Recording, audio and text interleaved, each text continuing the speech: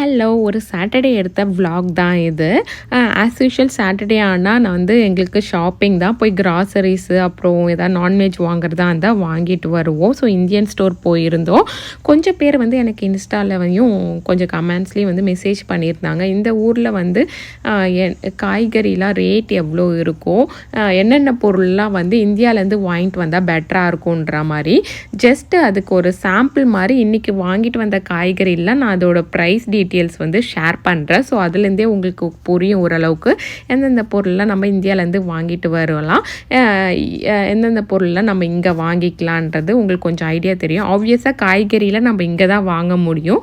So அந்த காய்கறி ப்ரைஸும் பார்த்திங்கன்னா நான் மென்ஷன் பண்ணுறேன். ஸோ இப்போ வீடியோக்குள்ளே போயிடலாம். இந்த வீக் வந்து காய்கறி ரொம்ப வாங்கலை, ஏன்னா லாஸ்ட் வீக் வாங்கின காய்கறியே வந்து கொஞ்சம் இருந்துச்சு. ஸோ அதெல்லாம் பேலன்ஸ் பண்ணுற அளவுக்கு அதை வச்சுட்டு மீதி எந்த காய்கறியெல்லாம் வாங்கினேன்றதை பார்க்கலாம். இந்த ஆனியன் பேக் பார்த்திங்கன்னா $12.99, இந்தியா காசுப்படி பார்த்திங்கன்னா $1084. மேங்கோ பார்த்திங்கன்னா ஒரு மேங்கோ இந்த பெருசாக இருக்கு இல்லையா, அது $3.14, நம்ம இந்தியா காசுப்படி $260 வரும். அப்புறம் மின்ட்டு கொஞ்சம் விலை அதிகம். சிலாந்திராவும் இதுவும் கறி லீஃபும் பார்த்திங்கன்னா $1 அப்படி வரும். அது வந்து இந்தியா காசுபடி $82. அப்புறம் இந்த வாட்டி முருங்கை இலை கிடச்சிது. இது பார்த்திங்கன்னா $4.39, இந்தியா காசுபடி $366. அப்புறம் கொஞ்சம் பிரிஞ்சால் இந்த ஸ்னேக் கார்டெலாம் பார்த்திங்கன்னா நம்ம ஊர் காசுபடி $287 அதுக்கிட்ட அப்படி வரும். ஸோ அந்த மாதிரி இவ்வளோ தான் வாங்கி கொஞ்சம் ஸ்நாக்ஸ் பையனுக்காக வாங்கினோம். இவ்வளோ தான் வாங்கினது. இதுவே எங்களுக்கு எவ்வளோ டாலர் நீங்கள் நினைக்கிறீங்க? இதுவே வந்து $43 ஆயிடுச்சு. ப்ளஸ் நாங்கள் மட்டன் வேறு வாங்கினோம். இந்த வாட்டி 2LB தான் வாங்கியிருந்தோம். 2LBனா கொஞ்சம் 1.5 கிலோ கிட்ட வரும். அதுவே வந்து $30 நம்ம ஊர் காசுபடி $2500. ஸோ இங்கே வந்து கொஞ்சம் எக்ஸ்பென்சிவாக தான் இருக்கிற மாதிரி இருக்கும். பட் நல்ல நம்ம ஃபுட்டு சாப்பிட்டா தான் இங்கே நம்மளால் சர்வே பண்ண முடியும். ஸோ அதெல்லாம் கணக்கு பார்க்காம வாங்கி சாப்பிட்டோம் தான் இங்கே காலத்தை ஓட்ட முடியும். நான் சிலாந்திராவெலாம் வந்துட்டோன்னே ஃபஸ்ட்டு க்ளீன் பண்ணிவிட்டு பாக்ஸில் போட்டு ஸ்டோர் பண்ணிவிடுவேன். நெக்ஸ்ட்டு மட்டன் குழம்பு வைக்கலான்ட்டு மட்டன் குழம்புக்கு தான் ரெடி பண்ணிட்டு இருந்தேன். ஏன்னா வந்து நாங்கள் குக் பண்ணவே லேட் ஆயிடுச்சு. இந்தியன் ஸ்டோர்லாம் போயிட்டு வந்தாலே ரொம்ப லேட் ஆகிடும். ஃபஸ்ட்டு சாதம் வடிச்சிடலான்ட்டு சாதத்துக்கு வந்து வடிச்சிட்டு மட்டன் வந்து ஹஸ்பண்ட் க்ளீன் பண்ணி கொடுத்தாங்க. ஸோ குழம்பு வைக்க ரெடி பண்ணிட்டேன். இந்த வீடியோவில் வந்து நான் மட்டன் குழம்பு ரெசிபி ஷேர் பண்ணிக்கிறேன். கொஞ்சம் ஆயில் விட்டுட்டு ஸ்பைசஸ்லாம் இருக்குது இல்லையா, அது வந்து பட்டை, லவங்கம், அப்புறம் இது ஏலக்காய், அப்புறம் ஸ்டார் அனைஸு, அது கூட வந்து 1 டீஸ்பூன் அளவுக்கு சோம்பு சேர்த்து நல்லா பொரியட்டும். பொரிஞ்சதுக்கப்புறமா ஆனியன் சேர்த்துக்கலாம். ஆனியன் பார்த்திங்கன்னா இங்கே இருக்க ஆனியன் வந்து ரொம்ப பெருசாக இருக்கும். நான் பழைய வீடியோஸ்லாம் காமிச்சிருப்பேன். அதில் வந்து பாதி ஆனியன் சேர்த்துக்கிறேன். அப்புறம் வந்து ஒரு 10-12 சின்ன வெங்காயம் எடுத்து அதையும் பொடியாக கட் பண்ணி வச்சுருக்கேன். ஏன்னா சின்ன வெங்காயம் சேர்த்து சமைச்சா வந்து ரொம்பவே டேஸ்ட்டாக இருக்கும். ஸோ இப்போ ஆனியன் சேர்த்துக்கலாம். ஆனியன் சேர்த்துட்டு நல்லா வதங்கணும். ஸோ அது வரைக்கும் நல்லா வதக்கி விட்டுக்கலாம். கொஞ்சம் கருவேப்பிலை இலையும் இந்த டைமில் சேர்த்துக்கோங்க. சேர்த்து நல்லா வதங்கட்டும். ஆனியன் பாருங்கள் இந்தளவுக்கு நல்லா வதங்கினதுக்கப்புறமா இதில் ஒரு கைப்பிடி வந்து புதினா, ஒரு கைப்பிடி வந்து கொத்தமல்லி இலை க்ளீன் பண்ணிவிட்டு கொஞ்சம் பொடியாக கட் பண்ணி சேர்த்துக்கிறேன்.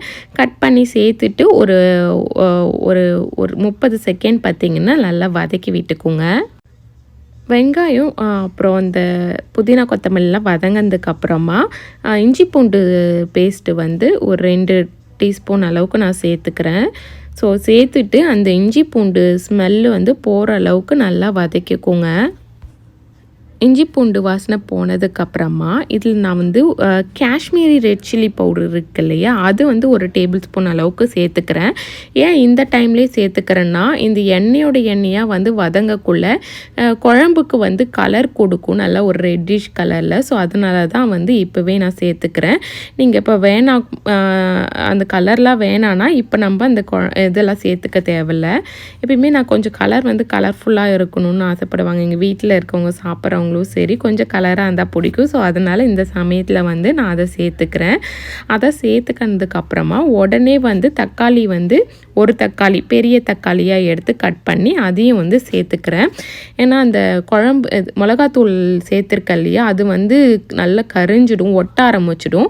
ஸோ அதை பேலன்ஸ் பண்ணுறதுக்காக ஒரு 30 செகண்ட் வந்து வதக்கி விட்டுட்டு உடனே வந்து தக்காளி சேர்த்துக்கோங்க. தக்காளி சேர்த்திங்கன்னா வந்து கீழே வந்து அடி பிடிக்காது. ஏன்னா நம்ம ஆயில் வந்து கொஞ்சம் கம்மியாக சேர்த்து செய்கிறோம்.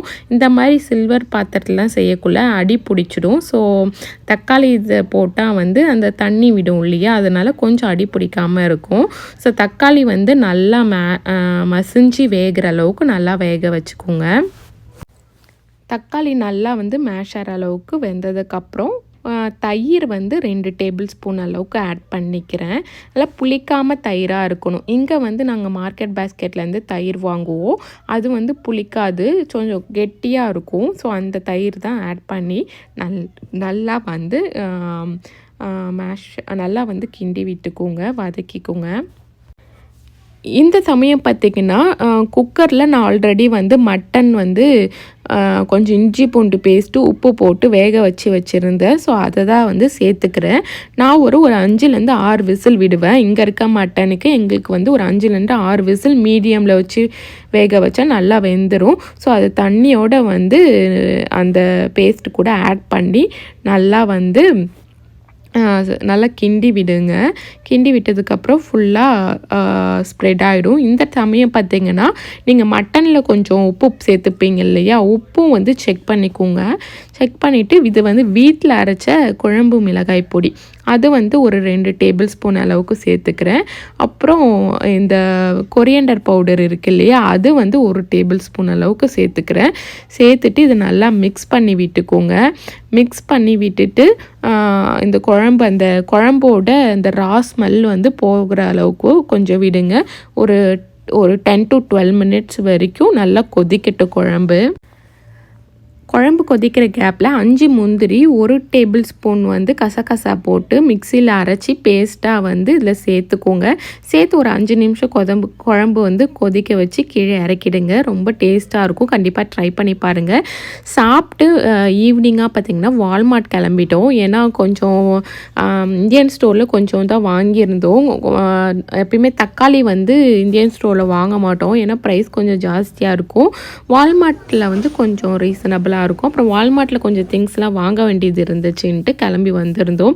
வால்மார்ட்டில் இந்த பேக்கரி ஐட்டம்லாம் யாராச்சும் ட்ரை பண்ணியிருக்கீங்களான்னு கமெண்ட்டில் சொல்லுங்கள். ரொம்ப சூப்பராக இருக்கும். எஸ்பெஷலி இந்த ப்ரௌனி வந்து என்னோடய ஃபேவரெட். ரொம்பவே சூப்பராக இருக்கும். பட் எந்த அளவுக்கு சூப்பராக இருக்குமோ அந்தளவுக்கு ரொம்ப கேலரியான ஐட்டம் இதெல்லாம். ஒன்ஸ் இன் த வைல் எப்பயாச்சும் வந்து சாப்பிட்டுக்கலாம். பார்க்கவே ஆசையாக இருந்துச்சு. ஏன்னா ஸ்வீட்லாம் எனக்கு ரொம்ப பிடிக்கும். பட் ஓகே, கண்ட்ரோல் பண்ணிவிட்டு இதெல்லாம் செம கேலரியான்ட்டு எதுவுமே வந்து வாங்கறதில்ல இப்போல்லாம். எப்பயாவது வாங்குவோம். அப்புறம் கொஞ்சம் ட்ரெஸ்ஸஸ்லாம் நிறைய கலர்ஃபுல்லாக வந்திருந்தது. சம்மர் இல்லையா, ஸோ அந்த ஃப்ளோரல் டிசைனு நிறைய டிஷர்ட் பேண்ட்ஸ் அந்த மாதிரி சம்மர் ட்ரெஸ்ஸஸ்லாம் வந்து கொஞ்சம் பார்த்துட்டு வீட்டுக்கு கிளம்பிட்டோம். வீட்டுக்கு வர வழியில் பார்த்திங்கன்னா இந்த பிளேஸு அங்கே ஒரு பாண்டு இருந்துச்சு. எப்போதுமே நான் வால்மார்ட் வரக்குள்ளே இங்கே பார்ப்பேன். இங்கே ஒரு வாட்டியாச்சும் இறங்கி பார்க்கணும், ரொம்ப அழகாக இருக்குது இந்த பிளேஸுன்ட்டு பார்த்துட்டு இருந்தேன். இன்றைக்கி கொஞ்சம் டைம் இருந்துச்சு. ஸோ அதனால் வந்து இறங்கி வந்து பார்த்துட்டு இருந்தோம். டக்ஸ்லாம் கூட இருந்துச்சு இன்றைக்கி. ஸோ அதெல்லாம் வந்து அழகாக நடந்துட்டு இருந்துச்சு. இங்கே எப்பயுமே பார்க்கக்குள்ளே யாராவது வந்து ஃபிஷ்ஷிங் பண்ணிட்டு தான் இருப்பாங்க. இங்கே இன்றைக்குமே வந்து ஒரு போட்டில் அங்கே தூரமாக பார்க்கக்குள்ளே ஒருத்தவங்க ஃபிஷ்ஷிங் பண்ணிகிட்டு இருந்தாங்க. பக்கத்துலேயுமே ஒரு போட் வந்து நிற்கிது. இங்கெல்லாம் ரெகுலராக வந்து ஃபிஷ்ஷிங் பண்ணுறவங்க போல். இங்கே நான் போயிட்டு வரக்குள்ளெல்லாம் பார்ப்பேன். எப்பயுமே இந்த இடம் வந்து யாராவது இருந்துட்டு பசங்க யாராவது விளையாடிட்டு தான் இருப்பாங்க. ஸோ ரொம்பவே பியூட்டிஃபுல்லாக இருந்துச்சு இந்த பிளேஸு. பக்கத்தில் நீங்கள் யாராச்சும் இருக்கீங்கன்னா எப்பயாவது வால்மார்ட் வரக்குள்ளே இங்கே இந்த பிளேஸ் வந்து பாருங்கள். இது எந்த வால்மார்ட்னா ட்விஸ்பெரி வால்மார்ட். ட்விஸ்பெரிக்கும் நாங்கள் வந்து நார்த் பில்லரிக்காவில் இருக்கோம். நார்த் பில்லரிக்காலேருந்து ட்விஸ்பெரி போகிற வழியில் தான் இந்த பாண்ட் இருக்குது. இந்த சாட்டர்டே எங்களுக்கு இப்படி தான் போச்சு. ஒவ்வொரு வீக்கெண்டும் வந்து வீட்டிலே இருக்க போர் அடிக்கும் ரொம்ப.